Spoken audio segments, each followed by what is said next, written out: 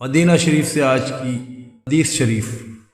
مصطفیٰ جان رحمت صلی اللہ علیہ وآلہ وسلم نے ارشاد فرمایا، جو اللہ تعالیٰ کے واسطے عاجزی اختیار کرتا ہے اللہ تعالیٰ اس کو بلند کرتا ہے، اور جو اللہ سے نہیں مانگتا اللہ اس پر ناراض ہو جاتا ہے۔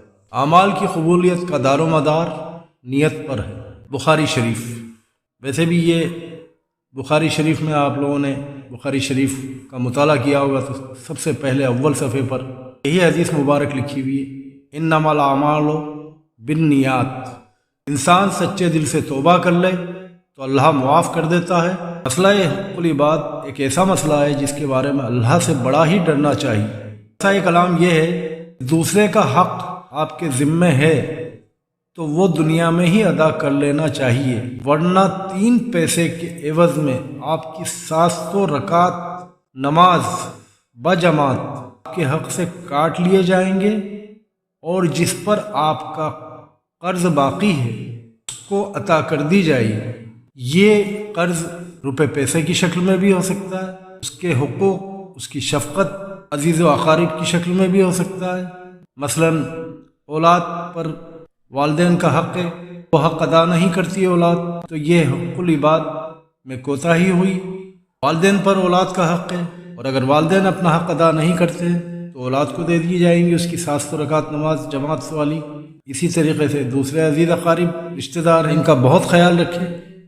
جس شخص کے دل میں بغض، حسد، کینہ، نفرت بھری ہو وہ دنیا کی ہر چیز پا سکتا ہے مگر سکون کسی صورت میں اسے حاصل نہیں ہوگا۔ ایمان کی پہچان کیا ہے؟ ایمان کی پہچان صرف یہ ہے کہ نیک کاموں سے محبت کرنا اور برے کاموں سے نفرت کرنا ہی ایمان کی پہچان۔ سچ کی پہچان بن کر جیو تو صحیح، تم نگہبان بن کر جیو تو صحیح، یہ زمانہ ادب سے سر جھکائے گا، تم مسلمان بن کر جیو تو صحیح۔ مصطفیٰ جان رحمت صلی اللہ علیہ وآلہ وسلم نے نبوت کا اعلان کیا۔ اس وقت آپ پر سب سے پہلے ایمان لانے والی خاتون سیدہ خدیجہ علیہ السلام تھی۔ مردوں میں سب سے پہلے ایمان سیدنا ابو بکر صدیق رضی اللہ عنہ لائے تھے، اور بچوں میں سب سے پہلے ایمان سیدنا مولا علی مشکل کشا لائے تھے، اور کچھ چند ایک صحابہ تھے۔ آپ یہ لوگ چھپ کر عبادت کرتے تھے اور تبلیغ کرتے تھے خاموشی کے ساتھ۔ جب سیدنا حضرت عمر فاروق رضی اللہ عنہ مسلمان ہوئے اور نماز کا وقت آیا، آقا صلی اللہ علیہ وسلم نے صحابہ کرام سے نماز کی تیاری کرنے کا حکم دیا۔ سیدنا عمر فاروق رضی اللہ عنہ نے پوچھا، میرے آقا ہم لوگ نماز کہاں پڑھیں گے؟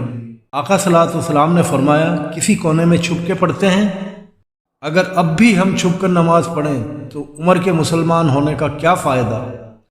سیدنا عمر فاروق نے کہا، آقا صلی اللہ علیہ وسلم آج نماز کعبۃ اللہ میں پڑھیں گے۔ حضور نے ارشاد فرمایا، عمر کفار کا بڑا غلبہ ہے۔ سیدنا عمر فاروق گھوڑے پہ سوار ہو کر فوراً نکلے اور مکہ کے گلیوں میں چوباروں پر اپنے گھوڑے پہ سوار رہتے ہوئے یہ اعلان کیا کہ اے مکے والوں آ جاؤ، آج میں کلمہ پڑھ کر محمد مصطفیٰ صلی اللہ علیہ وآلہ وسلم کا غلام بن کر آیا ہوں۔ آج ہم کعبۃ اللہ میں نماز پڑھنے جا رہے ہیں۔ اگر کسی نے اپنی بیویاں بیوہ کروانی ہوں اور اگر کسی نے اپنے بچے یتیم کروانے ہوں تو آ جائے عمر کے راستے کو روک کر دکھائے۔ خدا کی قسم، جب سیدنا عمر فاروق رضی اللہ عنہ مسلمان ہوئے تو مکے کے کافروں نے گلیوں میں نکل کر ماتم کیا کہ ہائے آج ہمارا آدھا مکہ ہم سے چھن گیا۔ سیدنا عمر فاروق واپس آئے، حضور سے کہا، میرے آقا آپ آگے چلیں، میں آپ کے پیچھے چلتا ہوں، بیت اللہ میں نماز پڑھیں گے، میں دیکھتا ہوں کس کافر کی جرت ہوتی ہے جو ہمارا راستہ روکے۔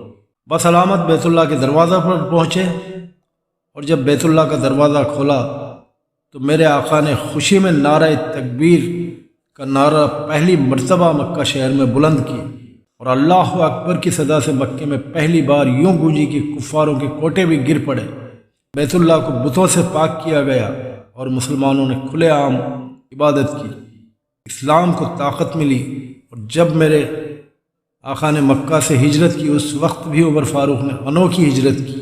سب سے پہلے بیت اللہ کا طواف کیا، پھر گھوڑے پہ سوار ہوئے اور مکے کی گلیوں میں اعلان کیا، آج میں ہجرت کر کے جا رہا ہوں مدینہ، اپنے محبوب، اپنے آقا محمد مصطفیٰ صلی اللہ علیہ وآلہ وسلم کے پاس اگر کسی کافر میں جرت ہو تو عمر کے راستے کو روکے۔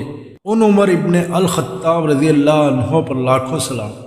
علم دین سیکھتے رہیے، علم دین سکھاتے رہیے، علم دین شیئر کر کے گھر گھر پہنچاتے رہیے۔